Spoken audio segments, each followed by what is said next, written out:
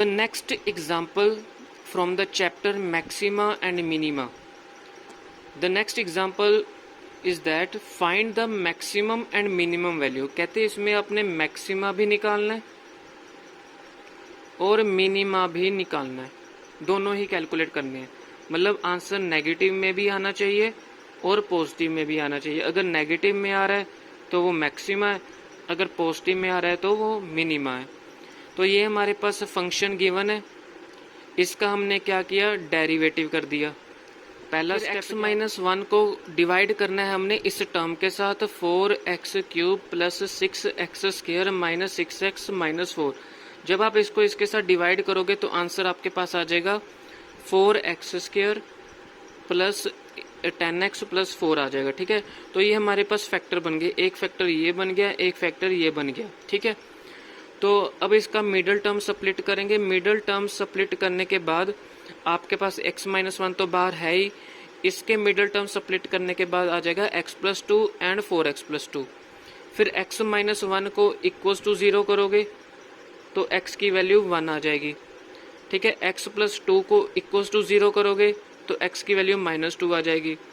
4x plus 2 को equals to 0 करोगे तो x की वैल्यू माइनस 1/2 आ जाएगी। अब हमारे पास डिफरेंट वैल्यूज आ गई, ये हमारे पास सेकंड स्टेप था।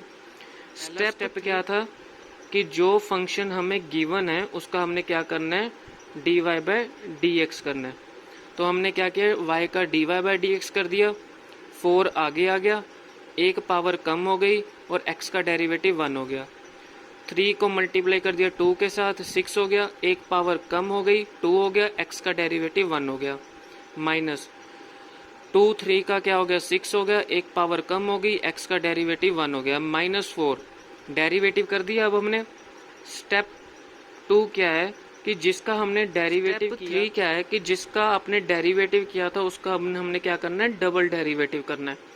तो डबल डेरिवेटिव करेंगे इसका, 3 को 4 के साथ मल्टीप्लाई करेंगे 12, एक पावर कम हो जाएगी x स्क्वायर। 2 को मल्टीप्लाई करेंगे 6 के साथ, एक पावर कम हो जाएगी, इसका आ जाएगा -6 और ये हो जाएगा 0। तो ये हमारे पास डबल डेरिवेटिव आ गया। ठीक है, अब इन्होंने क्या किया है कि जो x की वैल्यू 1 आई थी सबसे पहले, कहते हैं कि x की वैल्यू 1 आप सब्सटीट्यूट करो यहाँ पे और बताओ इसका आंसर नेगेटिव में आ रहा है या पॉजिटिव में आ रहा है। जब आपने x इक्वल्स टू 1 किया तो इसका आंसर पॉजिटिव में आ गया। मतलब x इक्वल्स टू 1 पे जो y की वैल्यू है वो क्या है, मिनिमम है, क्योंकि आंसर पॉजिटिव में आया है। और जब पॉजिटिव होगा तब हम उसको मिनिमम बोलेंगे। फिर हम x की वैल्यू -2 पुट करेंगे और चेक करेंगे कि आंसर पॉजिटिव आ रहा है या नहीं। किया था उसको इक्वल्स टू 0 सब्सटीट्यूट करना है ताकि हमारे पास डिफरेंट वैल्यूज आ सके। वैल्यूज किसकी आ सके, x की, y की, जो भी हमें दिया होगा। तो जो हमने डेरिवेटिव किया उसको हमने इक्वल्स टू 0 कर दिया। ठीक है, अब हमने इसके फैक्टर्स बनाने हैं। फैक्टर्स कैसे बनाएंगे, पहले आप x इक्वल्स टू 1 पुट करो। ठीक है, अगर x इक्वल्स टू 1 पुट करने के बाद अगर ये 0 आ जाता है तो हम कहेंगे कि x माइनस 1, ये 1 इधर आके -1 आ गया, इसको हम डिवाइड करेंगे आ रहा है या नेगेटिव आ रहा है। ठीक है, फिर x की वैल्यू -2 पुट की, -2 पुट करने के बाद डबल डेरिवेटिव जो है वो पॉजिटिव आ गया। मतलब अब ये भी क्या है, -2 पे भी जो आंसर है क्या आ रहा है, मिनिमम आ रहा है। ठीक है, फिर उसके बाद हमने x equals to -1/2 double derivative में पुट किया तो आंसर नेगेटिव में आ रहा है। तो आंसर क्या है, मैक्सिमम। तो मैक्सिमम कब आ रहा है, जब x की वैल्यू -1/2 पुट करते हैं। तो ये हमारे पास आंसर है।